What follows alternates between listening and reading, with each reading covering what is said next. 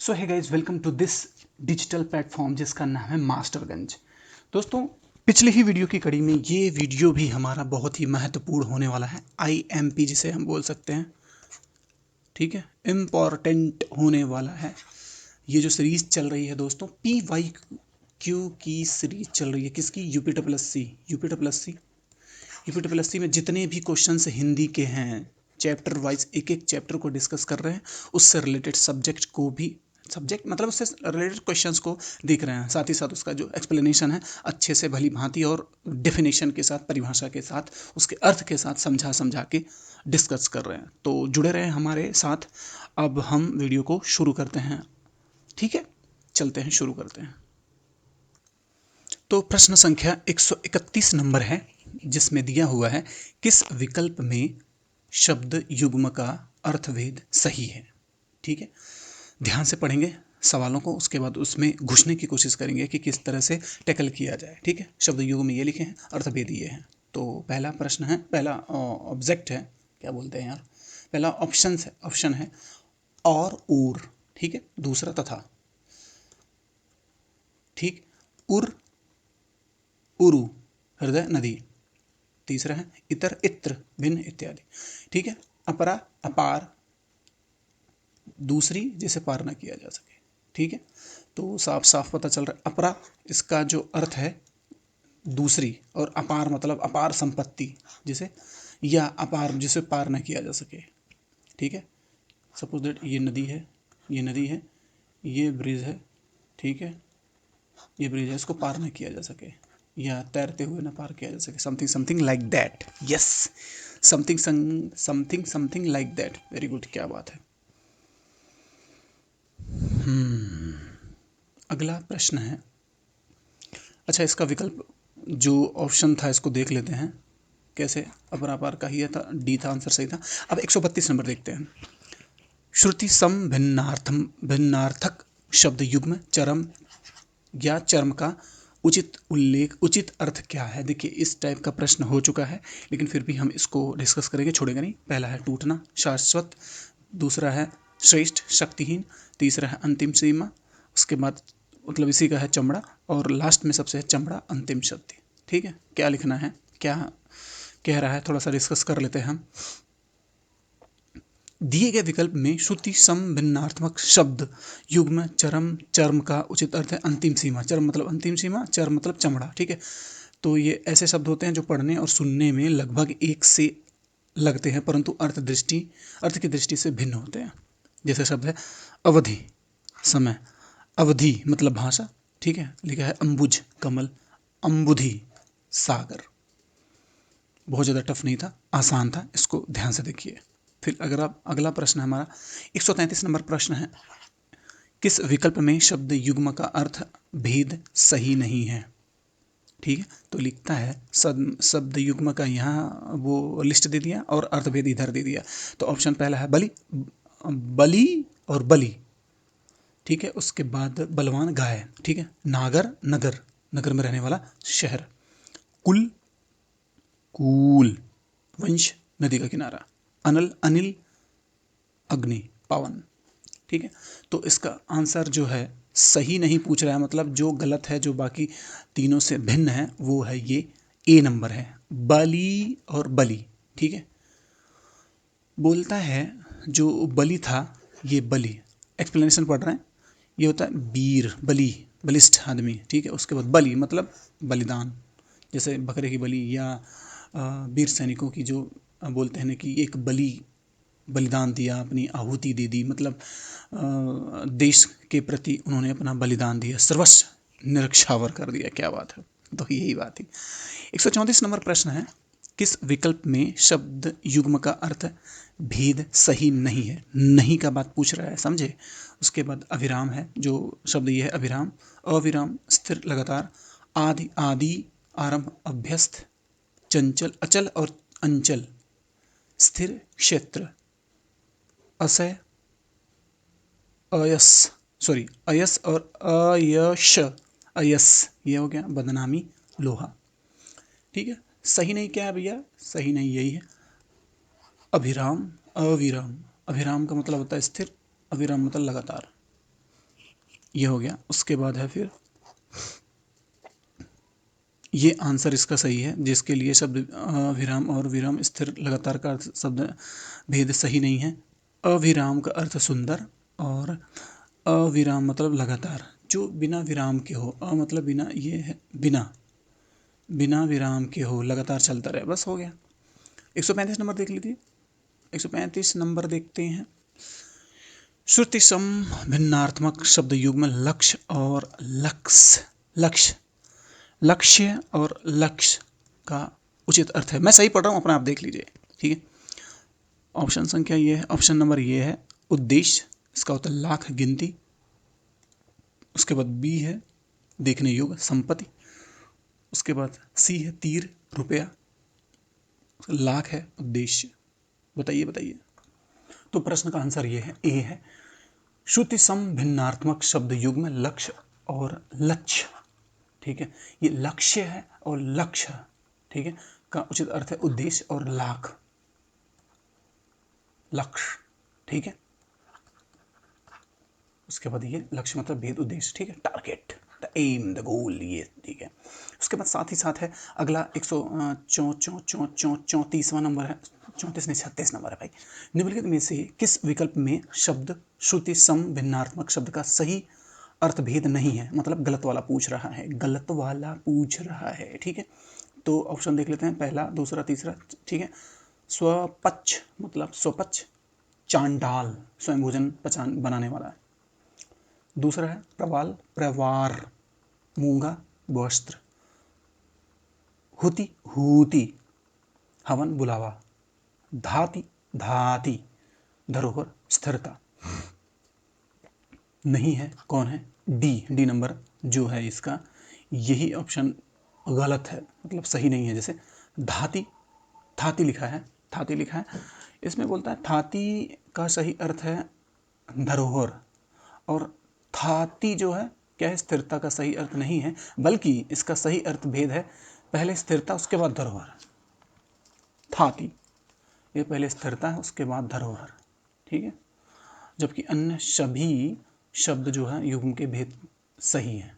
ये इसके साथ स्वपच मतलब होता है चांडाल, ठीक है, स्वपच मतलब भोजने वाला, ठीक है। प्रवाल मतलब मूंगा, प्रवार, उसके बाद हुति, हवन, और हूति, बुलावा। मैंने अच्छे से कर दिया, शायद इसको समझने की कोशिश कीजिएगा, बीच में आप थोड़ा सा इसको पॉज कर दीजिएगा, उसके बाद फिर अगला देखिएगा, ओके। फिर हम अगला देखते हैं, यही वाला है फिर से। श्रुति सम भिन्नात्मक शब्द युग्म देव और दैव का उचित अर्थ है, ठीक है। दरिद्र, दुखी, भूदेव, भाग्य, दया, जीवनी, जाति, राम, ठीक है। तो बोलता है आंसर बी है इसका, ठीक है, भूदेव, ठीक है। देव, देव और दैव का उचित अर्थ है भूदेव, देव मतलब ये भूदेव, उसके बाद भाग्य, दैव, भाग्य।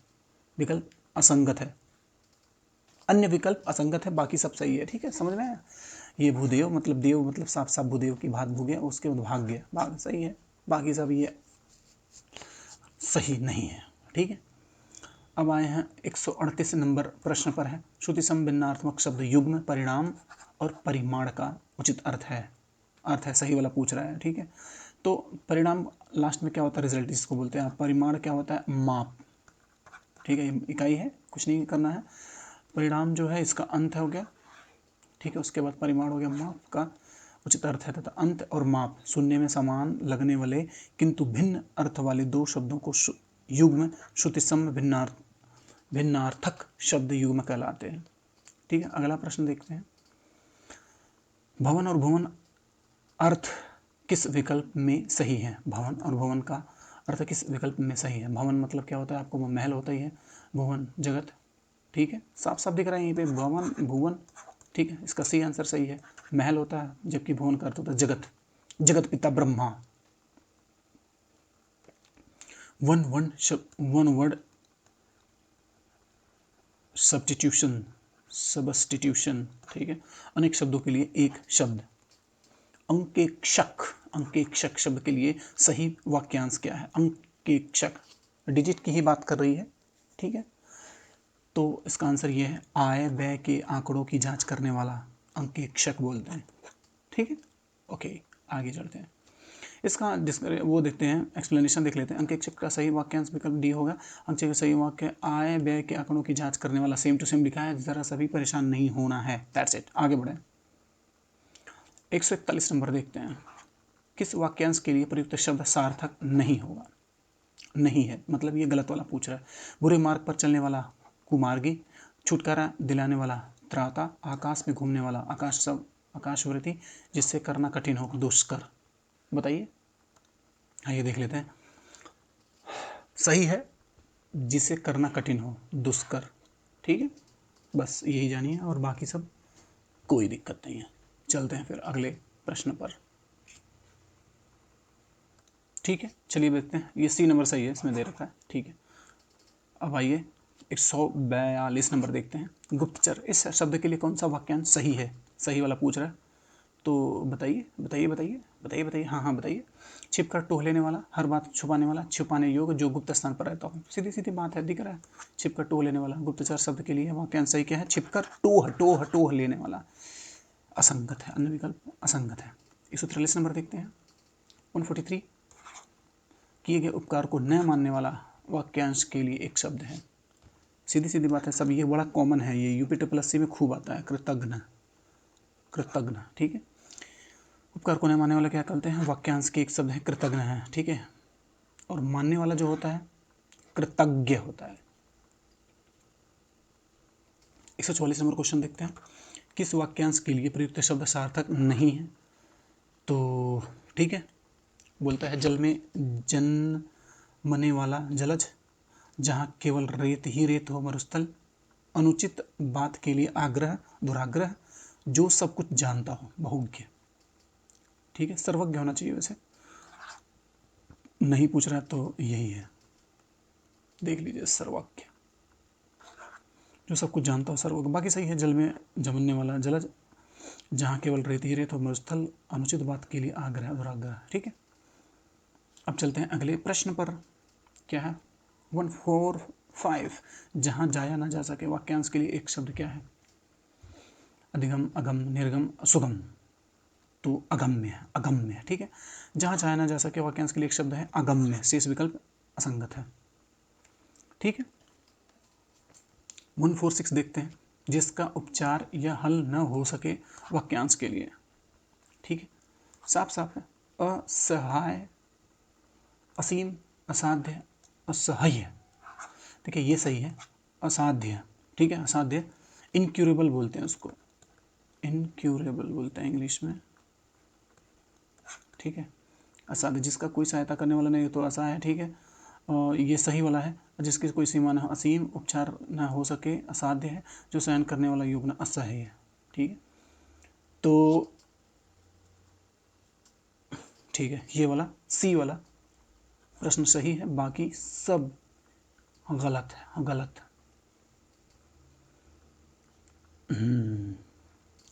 अज्ञेय शब्द के लिए एक वाक्यांश है अज्ञेय। 147, जिसे देखा ना जा सके, जिसे जाना ना जा सके, जिसे रोका ना जा सके, जिसे सुना ना जा सके। ठीक है, बताइए अगला प्रश्न क्या हो सकता है? आंसर क्या है? तो आंसर इसका बी है। ठीक है, बी है इसका। जिसे देखा ना जा सके अदृश्य हो गया, जिसे जाना ना जा सके अज्ञेय, और जिसे सुना ना जा सके अश्रव्य। ठीक है, ये वाला सही है, जिसे जाना ना जा सके अज्ञेय, अज्ञेय। ठीक है, अब आइए अगले प्रश्न पर चलते हैं। बोलता है किस वाक्य के लिए प्रयुक्त शब्द सार्थक है? ठीक है, 148 नंबर है।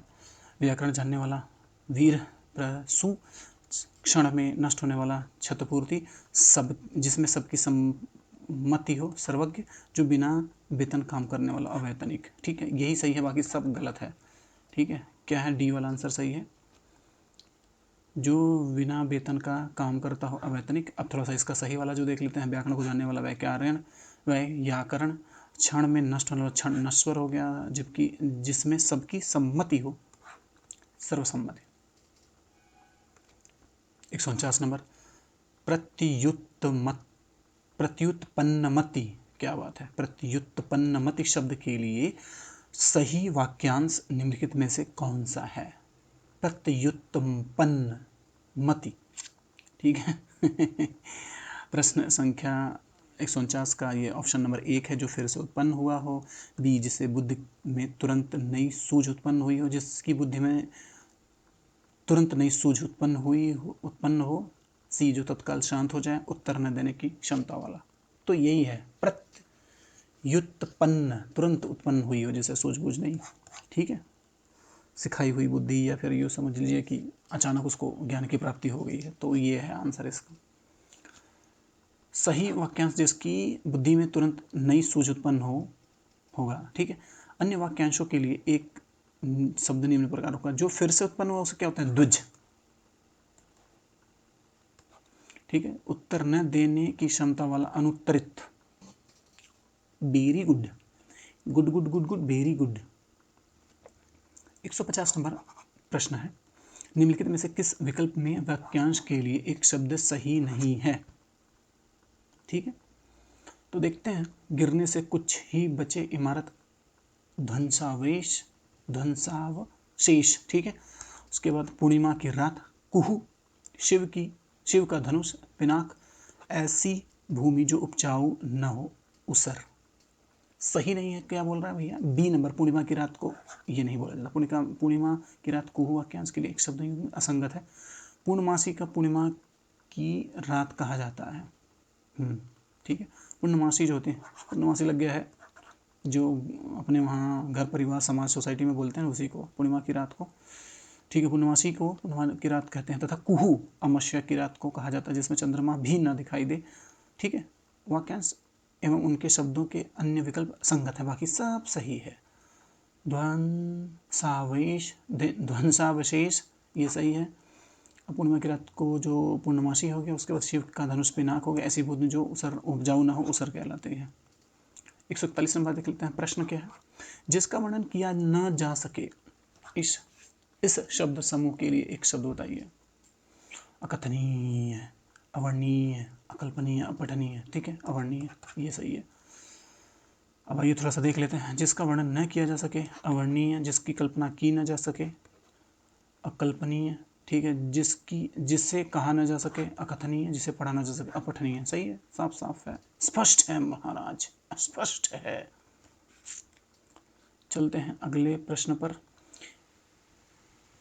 इस प्रश्न को देखने, समझने, सुनने के लिए आपको अब संधि, जो हमारा चैप्टर है, अध्याय है, चैप्टर चैप्टर, उसको ध्यान में रखना होगा। यूपीटर प्लस सी चैप्टर। इस चैप्टर के अंदर कौन सा चैप्टर कराती है, चलिए देखते हैं। 152 नंबर है, नध्यागमन, नध्यागम, नध्यागम शब्द का संधि विग्रह क्या हो गया?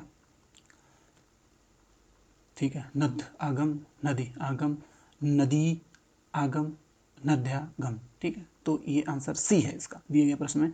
नदगम का संधि विग्रह क्या होगा? नध्या गम, नदी और आगम जोड़ दे बनाएंगे तो ये बनेगा नद्धा। देखिए, अगर एक्सप्लेनेशन देखते रहेंगे आपको तो बहुत फायदा करने वाला है। ठीक है, इसमें यण संधि का प्रयोग हुआ है, यण संधि। 153 नंबर क्वेश्चन देखते हैं। निम्नलिखित में से कौन सा स्वर ध्वनि संधि का भेद नहीं है?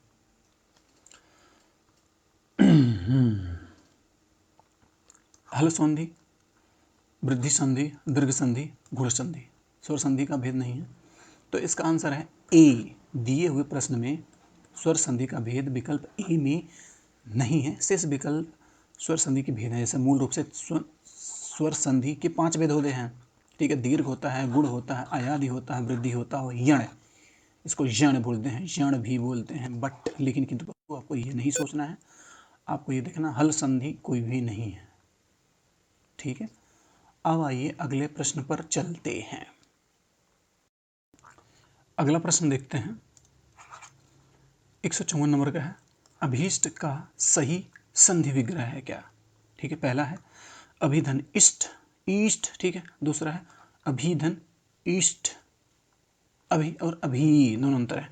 अभी इष्ट और अभिधन इष्ट दोनों है। ठीक है, तो इसका आंसर है डी। अभिष्ट का सही संधि विग्रह के अभिधन इष्ट। यह दीर्घ स्वर संधि का उदाहरण है। जैसे अ आ, इ ऊ के बाद वे ही हर्ष या दीर्घ स्वर आए तो दोनों के मेल से क्रमशः दीर्घ आ, ई, ऊ हो जाते हैं। इस मेल से बनने वाली संधि दीर्घ स्वर संधि कहलाती है। जैसे मही, धन, इंद्र, महेंद्र, महेंद्र बाहुबली, महेंद्र नहीं महेंद्र बाहुबली। ठीक है, उसका भी अलग हिसाब किताब है। आइए देखते हैं अगला प्रश्न। 155 नंबर प्रश्न है, निम्नलिखित में से कौन सा स्वर संधि का भेद नहीं है, याद रखिएगा। ठीक है, तो अनादि, वृद्धि, दीर्घ, गुण, तो ये बोला अनादि। ठीक है, विकल्पगत शब्दों में अनादि स्वर संधि का भेद नहीं है। स्वर संधि के 5 भेद होते हैं, आपको पहले से पता है। इसके पहले वाले क्वेश्चन में दीर्घ संधि होता है, गुण संधि होता है, वृद्धि संधि होती है, यण संधि होती है और अयादि संधि होती है। तो अनादि लिखा है, वैसे भी गलत है। ठीक है, अब देखिए अगला प्रश्न 156 नंबर है, महाधन ओजस्वी का संधि रूप क्या है? इसमें दे दिया है, इसको जोड़ के बताना है। ठीक है, पहला ऑप्शन है महोजस्वी, महोजस्वी, महोजस्वी, महाजस्वी। तो ये महाओ, ठीक है, महाधन ओज का संक्षिप्त रूप क्या है? महोजस्वी। अ, आ के बाद ए या ए आए तो दोनों के साथ में ए या ओ या औ आए तो दोनों के स्थान में औ हो जाता है। परमधन ओजस्वी, परमौजस्वी, महाधन औषध, महासद, महोषध। समझ में आया? समझिए, बार बार इसको देखेंगे रोक रोक के तो चीजें समझ में आएंगी। अगला प्रश्न है 157, निम्नलिखित में से कौन सी संधि विच्छेद सही है? ठीक है, महर्षि, महाधन अर्षि, महाविद्यालय, महाधन विद्या धन लय, सी है व्याकुल, व्यय धनकुल तथा मध्यवरी धन मधु, मध्यवरी बराबर मधु धन अरि। तो इसका सही उत्तर है डी। ठीक है, इसका देखते हैं, मध्यवरी, मधुधन अरि मिला के बनाएंगे तो क्या मध्यवरी बन जाएगा। संधि विच्छेद सही है। यण, यण संधि, यण स्वर संधि है। यदि ई, उ, ऊ और री के बाद कोई भिन्न स्वर आए तो ई से बड़ी का, य से उ का, व या री का र हो जाता है तो मध्यवरी हो ही गया। मध्वालय, देखिए मध्वालय, मधुधन आलय। ठीक है, अत्यूषम, अत्यूषम, अतिधन ऊष्म हो गया। ये है 157 नंबर प्रश्न। अब चलते हैं हम दूसरे प्रश्न पर। प्रश्न है 158 नंबर, जब प्रथम वर्ण व्यंजन दूसरा वर्ण स्वर हो तो उनकी मध्य की संधि होगी। व्यंजन संधि, अयादि संधि, विसर्ग संधि, स्वर संधि। ऑब्वियस सी बात है, आंसर ए दिया हुआ है। जब वर्ण व्यंजन और दूसरा, जैसे प्रथम वर्ण व्यंजन दूसरा वर्ण स्वर हो तो उनके मध्य की संधि क्या होगी? व्यंजन संधि होगी। ठीक है, उदाहरण जैसे उल्लास, उत धन लास, उल्लास हो गया। जगन्नाथ, जगत धननाथ, नाथ हो गया, जगन्नाथ हो गया। समझ में आया? आगे बढ़ते हैं। बोलता है 160 नंबर है, उर्मिलेश शब्द में शब्द का संधि विच्छेद चयन कीजिए। उर्मिला धन ईश, उर्मिल धन ईश, उर्मिल धन एस, उर्मिला धन एस। ठीक है, तो इसका आंसर है ए। उर्मिलेश शब्द का संधि विच्छेद उर्मिला धन ईश होगा। यह गुण स्वर संधि का उदाहरण है। गुण संधि, यदि अ या आ के बाद ई या उ या बड़ा उ री आए तो दोनों मिलकर क्रम से ए, ओ, अर हो जाते हैं। तो इसके कुछ उदाहरण देख लेते हैं। जैसे देव है, देव के साथ इंद्र जोड़ दें, क्या? देवेंद्र। चंद्र के साथ उदय जोड़ दिए, चंद्रोदय। महा के साथ ऋषि जोड़ दिए, महर्षि।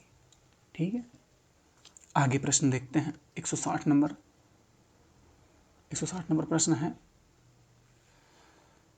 निम्नलिखित में से संधि का कौन सा युग्म गलत है? अनुदूत, अनुदित, अनुधन उदित, अवनीन्द्र, अवनीधन इंद्र, श्रद्धानंद, श्रद्धाधन आनंद, बुद्धार और भूधन उद्धार। तो इसका आंसर सी है। दिए गए विकल्पों में श्रद्धानंद, श्रद्ध धन आनंद, संधि का युग्म गलत है। इसका शुद्ध रूप क्या होगा? श्रद्धा धन आनंद होगा। यहाँ श्रद्ध लिखा है, श्रद्ध, यहाँ श्रद्ध लिखा है ना, यहाँ धा की बात कर रहा है, श्रद्धा। यह दीर्घ स्वर संधि का उदाहरण है। ठीक है, अन्य सभी विकल्प युग्म सही है। अनुदित का अनुधन उदित, अवनींद्र का अवनिधन इंद्र, भूधन उद्धार उदार, ये तो बाकी सही है। ये श्रद्धानंद वाले में गलती है। ठीक है, अगला प्रश्न देखते हैं। 161 नंबर प्रश्न है क्या? पितृ धन इच्छा के योग से कौन सा शब्द बनेगा? पितृक्षा, पितृक्षा, पितृक्षा, पितृच्छा। ठीक है, तो डी है। पितृ धन इच्छा के योग से पितृच्छा, प्रतीक्षा, प्रीतिक्षा शब्द बनेगा। सही मैं बोल रहा हूँ। यहाँ की यण संधि, यहाँ यण संधि है। ई बड़ी ई, उ बड़ा उ, री के बाद किसी भिन्न स्वर के आने पर यण संधि के नियम से ई बड़ी ई, य, उ बड़ा उ, व और री का र हो जाता है। री का र हो जाता है और ई का ई का य हो जाता है, उ का व हो जाता है। सही तो है। इन दोनों का ये बन जाता है, ये हो जाता है, और इन दोनों का ये बन जाता है। ठीक है, आगे देखते हैं। 162 नंबर प्रश्न देखते हैं। नीचे दिए गए उदाहरणों के साथ संधि का नाम विकल्प में अशुद्ध है। अशुद्ध वाला छांटना है आपको। सदैव में क्या है? वृद्धि संधि। दिगंबर में व्यंजन संधि। बनोत्सव में दीर्घ संधि। महारण, महारणव, क्या पढ़ रहा हूँ? महारणव दीर्घ संधि। ठीक है, ये जूनियर असिस्टेंट में एग्जाम आया था भाई। देखिए ऐसे आ जाएगा तो टिन टिन टिन टिन या tin tin tin tin tin आने लगेंगे सब लोग। तो देखिए आंसर इसका सही है। बनोत्सव दीर्घ संधि क्या है? इसका आंसर यही है। अशुद्धि इसी में है। ठीक है, बनोत्सव हिंदी विकल्प की दृष्टि से अशुद्ध है, जैसा क्योंकि इसमें गुण संधि है। बनोत्सव का संधि क्या होगा? वन धन उत्सव, अ धन उ बराबर ओ, वृद्धि संधि। ठीक, सदैव में क्या? वृद्धि संधि। सदा धन एव जुड़ेगा तब तो सदैव होगा। दिगंबर में व्यंजन संधि है। दिक धन अंबर, महारणव, महारणव। ठीक है, दीर्घ संधि है। महाधन अर्णव, महाधर अर्णव। ठीक है, वनोत्सव में गुण संधि का वन धन उत्सव, वन धन उत्सव। वनोत्सव नियम है अ और उ मिलकर के ओ बनाते हैं। यही है। अगला प्रश्न है, न्यून का कौन सा संधि शुद्ध रूप है? 163 नंबर प्रश्न है। नी धन ऊन, नी धन ऊन, नि धन उन तथा नि धन ऊन, ऐसा करके मैं सही पढ़ रहा हूँ। बड़ा ऊ छोटा ऊ का मात्रा ऐसे पढ़ा जाता है। ठीक है, आंसर इसका है डी है। इसका न्यून का शुद्ध संधि रूप है नि धन ऊन। ठीक है, इसमें यण संधि है। अब यण संधि की पहचान देख लेते हैं। जब छोटी ई बड़ी ई, छोटा ऊ बड़ा ऊ एवं री के बाद कोई भिन्न स्वर आता है तो छोटी ई बड़ी ई का यह बन जाता है, छोटा ऊ बड़ा ऊ का वह बन जाता है, री का र बन जाता है, में परिवर्तन हो जाता है। इस परिवर्तन को यण संधि कहते हैं। अधि प्लस आय, अध्याय, क्या बात है। अनुधन ऐषण, अन्वेषण। सही है। देखिए किन्हीं कारणों से ये वीडियो अभी इतने ही देर के लिए इसको रोकना पड़ेगा। 30 से 40 मिनट का वीडियो हो गया है। अब अगले वीडियो में हम इसको कवर करते जाएंगे। अभी फ़िलहाल के लिए ये वीडियो यहीं तक है। ठीक है, अगले पार्ट का इंतज़ार कीजिए। उसमें और भी बेहतर और भी ज़्यादा मटेरियल अपलोड किया जाएगा समझा करके। ठीक है, तो जुड़े रहें हमसे। वीडियो को लाइक करें और चैनल को सब्सक्राइब करें और दोस्तों को शेयर करना ना भूलें, क्योंकि यहाँ पे अब स्टेनो के साथ स्किल टेस्ट से रिलेटेड जितने एग्ज़ाम हैं उसके अलावा खुद के जो हिंदी और बाकी जीएस से रिलेटेड जो सब्जेक्ट के एग्ज़ाम हैं उनको भी फोकस किया जाएगा। ठीक है, थैंक यू फॉर वॉचिंग।